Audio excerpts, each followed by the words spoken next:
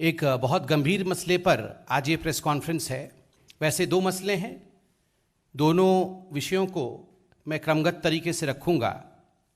जो पहला विषय है, अभी भारतीय जनता पार्टी के माननीय राष्ट्रीय अध्यक्ष आदरणीय जेपी नड्डा जी ने केरल के हमारे कार्यकर्ताओं को संबोधित करते हुए उन्होंने इस विषय को प्रतिपादित किया था, इस विषय को रखा था। और आप सभी जानते हैं यह विषय राहुल गांधी जी के गैर जिम्मेदाराना रवैये को लेकर है।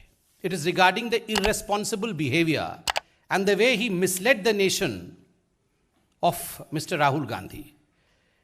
बंधुगण, आप सभी जानते हैं, आपने न्यूज़ के माध्यम से हमें दिखाया था कि चंद दिनों पहले नॉर्थ वेस्ट दिल्ली में जिस प्रकार एक छोटी सी नन्ही सी गुड़िया के साथ दुष्कर्म हुआ था, 9 वर्ष की गुड़िया थी, और उस पूरे मसले को किस प्रकार से उसका राजनीतिकरण करने के लिए उस जघन्य अपराध के साथ भी राजनीति करते हुए राहुल गांधी उनके घर पहुंचे थे, और वहां किस प्रकार कानून को ताक में रखते हुए, जो कानून के दायरे हैं उसको तोड़ते हुए राहुल गांधी जी ने उनके परिवार के सदस्यों के तस्वीर को, उनके माता पिता के तस्वीर को ट्वीट किया था, सोशल मीडिया में डाला था।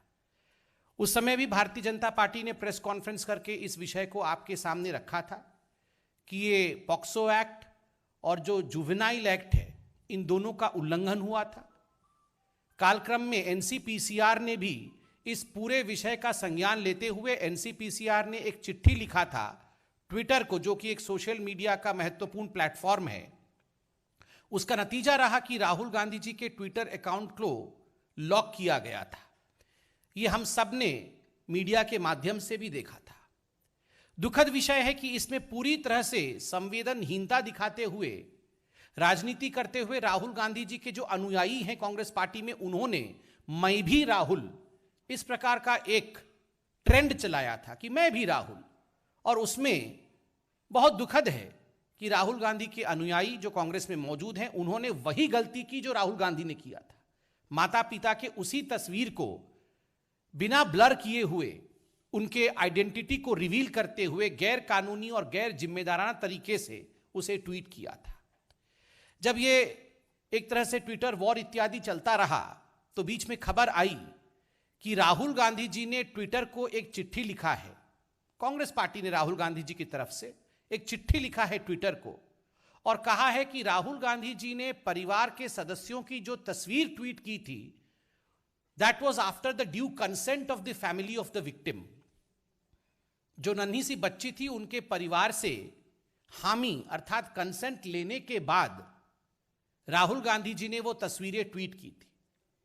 जब ये कंसेंट लेटर, तथा कथित कंसेंट लेटर, कांग्रेस पार्टी द्वारा ट्विटर को भेजा गया, तो ट्विटर ने राहुल गांधी जी के अकाउंट को अनलॉक किया। ये हमने मीडिया के माध्यम से देखा। आज एक बहुत सनसनीखेज खुलासा हुआ, जिसके विषय में अभी माननीय अध्यक्ष जेपी नड्डा जी ने भी बताया। संवेदनहीनता की पराकाष्ठा उन्होंने कहा। और आज हम सुबह से टीवी चैनलों के माध्यम से देख रहे हैं कि जो पीड़िता की मां है, उन्होंने खुद बयान देकर कहा है, एक बार दो बार नहीं, कई बार उन्होंने कहा मीडिया के माध्यम से कि हमारे परिवार से किसी प्रकार कोई कंसेंट लेटर नहीं दिया गया है, हमारे परिवार से कोई हामी नहीं दी गई है, कोई स्वीकृति नहीं दी गई है कि हमारे तस्वीरों को सार्वजनिक किया जाए। और आज हमने यह भी देखा कि जब वो मीडिया से रूबरू हो रही थी, उन्होंने खुद के आइडेंटिटी को भी बचाया, उन्होंने खुद के आइडेंटिटी को रिवील नहीं किया। तो स्वाभाविक रूप से जो वो कह रही हैं कि उन्होंने कोई कंसेंट नहीं दिया, उन्होंने कोई स्वीकृति नहीं दी कि उनके परिचय को सार्वजनिक किया जाए। दुखद है कि राहुल गांधी और कांग्रेस पार्टी ने देश को इतना बड़ा झूठ बोला। एक चिट्ठी लिखा उन्होंने कि we have taken the consent, कि हमने परिवार से स्वीकृति ली है, और परिवार आज मना कर रहा है। बंधुगण, ये छोटा विषय नहीं है, ये बहुत गंभीर विषय है। This is a serious issue. एक तो आप पीड़िता के ऊपर राजनीति कर रहे थे, आपने कानून देखा नहीं, आपने इर्रेस्पॉन्सिबल तरीके से कानून को धता बताते हुए आपने पीड़िता के परिवार के तस्वीर को साझा किया, सार्वजनिक किया।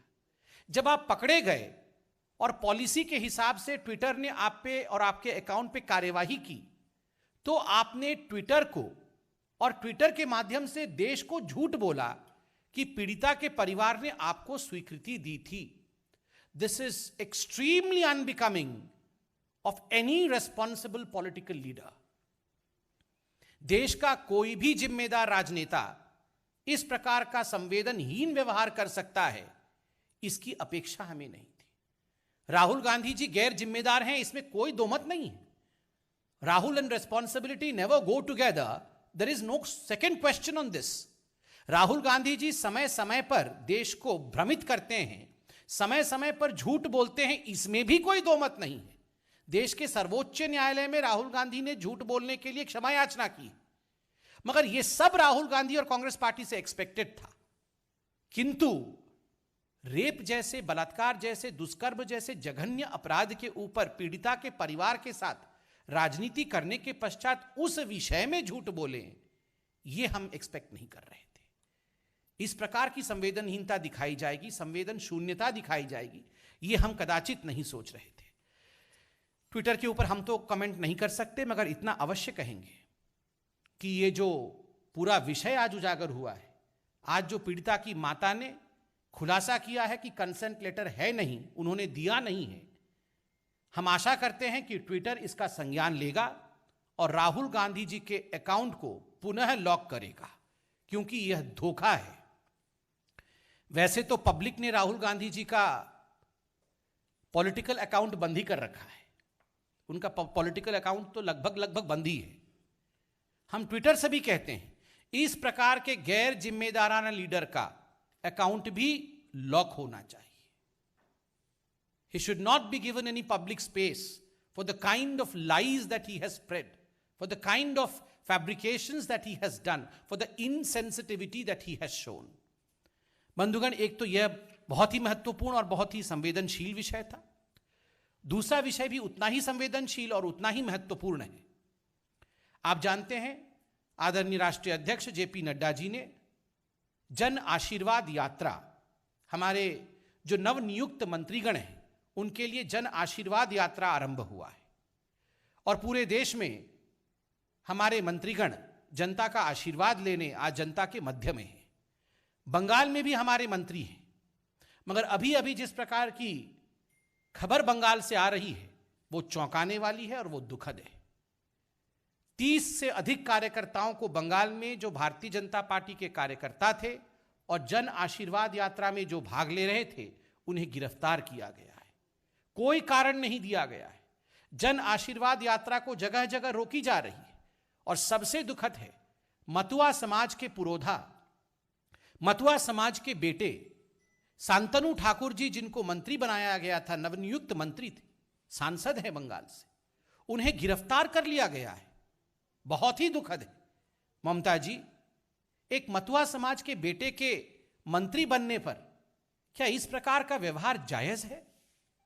क्या यह मतुआ समाज को आहत नहीं करता है?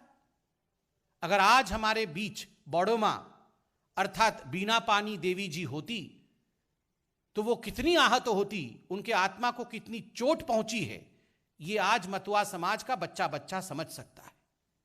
एक साधारण परिवार से आए मतुआ समाज को रिप्रेजेंट कर रहे उनके मंत्री के साथ जिस प्रकार का व्यवहार आज बंगाल की सरकार ने किया है, मुझे लगता है ममता बनर्जी जी को उस पर जवाब देना चाहिए। वो 24 परगना, उत्तर 24 परगना से उनकी गिरफ्तारी हुई है।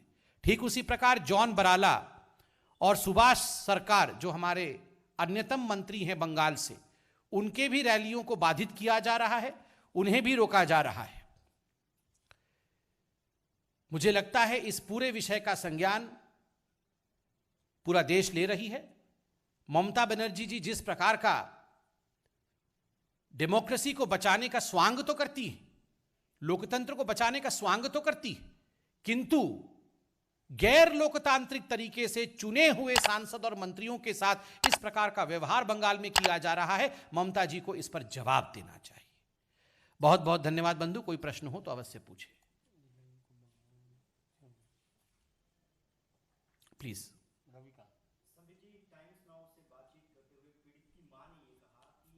कांग्रेस पार्टी की तरफ से एक बार ये भी कहा कि पीड़िता ने उनको सपोर्ट किया है, वो से गलत था। उन्होंने कहा कि हम लोग पढ़े लिखे नहीं, हमने कोई सिग्नेचर नहीं किया, कोई अंगूठा नहीं लगाया, बावजूद इसके कंसेंट का लेटर ट्विटर को दिया गया। तो आपको लगता है कि देश के इतने बड़े नेता हैं राहुल गांधी, राष्ट्रीय अध्यक्ष भी रहे कांग्रेस पार्टी के, उनकी कोई क्रेडिबिलिटी बची है? देखिए, जहां तक राहुल गांधी जी की क्रेडिबिलिटी का सवाल है, दोनों की क्रेडिबिलिटी समाप्त हो चुकी है। राहुल गांधी की क्रेडिबिलिटी समाप्त हो चुकी है and Congress also has lost its credibility. दोनों की कोई क्रेडिबिलिटी बाकी नहीं है। हम तो कह रहे हैं, अगर राहुल गांधी जी की क्रेडिबिलिटी होती तो कांग्रेस पार्टी पुनः उनको अध्यक्ष नहीं बना देती। और जहां तक आज ये जो खबर है, जिसको टाइम्स नाउ ने और टाइम्स नाउ नव भारत ने भी दिखाया है, इस प्रकार के जागरूक पत्रकारिता के लिए हम आपका भी धन्यवाद करते हैं कि आपने एक बहुत महत्वपूर्ण विषय को पब्लिक डोमेन में रखा है। और इस संवेदनशीलता को हम सबको निभाना चाहिए कि परिवार को कम से कम इस प्रकार ठग करके, उनके नाम का राजनीतिक इस्तेमाल करके अपने पॉलिटिकल कैरियर को आगे करने की जो आकांक्षा, जो इच्छा राहुल गांधी जी और कांग्रेस पार्टी की है, वो अत्यंत ही निंदनीय है। हिमांशु, रिपब्लिक भारत। सर, एक अलग सवाल है। समाजवादी पार्टी के सांसद हैं भट्ट साहब और एक कुरैशी साहब, दोनों ही भारत सरकार और प्रधानमंत्री पर निशाना साध रहे हैं अफगानिस्तान को लेकर और तारीफ कर रहे हैं तालिबान की। साथ ही ये भी कह रहे हैं कि जो भारत सरकार है वो तालिबान से बात नहीं कर रही। किस तरीके से देखते हैं? देखिए, जहां तक तालिबान और अफगानिस्तान का विषय है, इस पे भारत सरकार ने अपने वक्तव्य में स्पष्ट किया है कि जो भारतीय वहां पे अभी मौजूद हैं, किस प्रकार से उनकी सुरक्षा की चिंता करना, किस प्रकार से उनको इवैक्यूएट करना, ये भारत की प्रायोरिटी है। यूएनएससी में भी भारत ने अपने रिप्रेजेंटेटिव के माध्यम से अपने वक्तव्य को जाहिर किया है। ये सारे विषय पब्लिक डोमेन में मौजूद हैं। सरकार अपने इन सारे विषयों को लेकर चिंता भी कर रही है और इस विषय को पब्लिक के साथ साझा भी कर रही है। पार्टी के प्रवक्ता के नाते इससे अधिक मैं नहीं कहना चाहूंगा, किंतु कुछ राजनीतिक लोग, जिनका नाम अभी समाजवादी पार्टी से आपने लिया, अगर इस पर राजनीति करने की चेष्टा कर रहे हैं, मुझे लगता है ये अत्यंत दुखद है। इस प्रकार की राजनीति नहीं होनी चाहिए, ये बहुत ही निंदनीय है।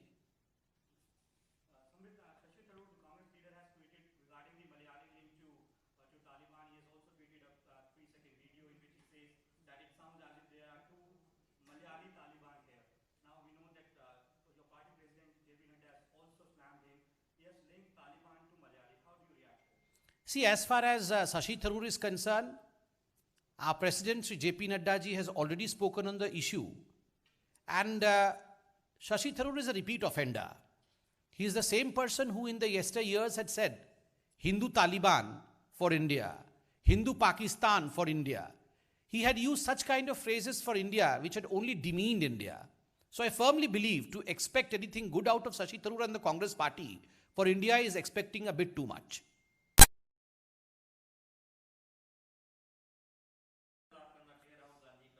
लॉक करना चाहिए। तो क्या आप ये कह रहे हैं कि जो उन्होंने झूठा दस्तावेज लगाकर दोबारा उनका सस्पेंशन हटा है ट्विटर अकाउंट का, इस वजह से ट्विटर को दोबारा कार्रवाई करनी चाहिए और उनके ट्विटर पर रहने का हक नहीं है? देखिए, प्रत्यक्ष को प्रमाण की आवश्यकता नहीं होती है। ट्विटर ने अपने पॉलिसी के अनुसार राहुल गांधी जी के अकाउंट को लॉक किया था, क्योंकि राहुल गांधी जी ने हिंदुस्तान के कानूनों का उल्लंघन किया था, ट्विटर के पॉलिसी का भी उल्लंघन किया था और माता पिता के परिचय को सार्वजनिक कर दिया था, उनके आइडेंटिटी को रिवील किया था। मगर ट्विटर के उनके अकाउंट को लॉक करने पर राहुल गांधी जी ने एक चिट्ठी लिखा, कांग्रेस पार्टी ने उनके बिहाफ पे एक चिट्ठी लिखा कि राहुल गांधी ने जो भी किया है वो एक कंसेंट के आधार पर किया है, माता पिता ने कंसेंट दिया है कि हमारी आइडेंटिटी रिवील की जा सकती है। किंतु आज मीडिया के माध्यम से यह मालूम पड़ा कि यह कंसेंट लेटर झूठी है। कोई कंसेंट नहीं दिया है परिवार ने। माताजी ने खुद बताया कि हमने कोई कंसेंट नहीं दिया है, और जब वो खुद इंटरव्यू दे रही थी उन्होंने भी अपने परिचय को सार्वजनिक नहीं किया। तो स्वाभाविक रूप से एक झूठे चिट्ठी के आधार पर राहुल गांधी जी चाहते हैं कि उनके अकाउंट को अनब्लॉक किया जाए, जो कि शायद कर भी दिया गया है, अनलॉक किया जाए, जो कि शायद कर भी दिया गया है, मीडिया के माध्यम से हमने देखा। तो स्वाभाविक है ट्विटर को इसका संज्ञान लेना चाहिए, क्योंकि जो व्यक्ति इतना गैर जिम्मेदाराना रवैया रखता हो, जो किसी पीड़िता के परिवार के साथ खिलवाड़ कर सकता है उनके इमोशंस के साथ, क्या उसे एक पब्लिक प्लेटफॉर्म पे रहने का अधिकार है? ये हम सार्वजनिक रूप से पूछ रहे हैं। बहुत बहुत धन्यवाद।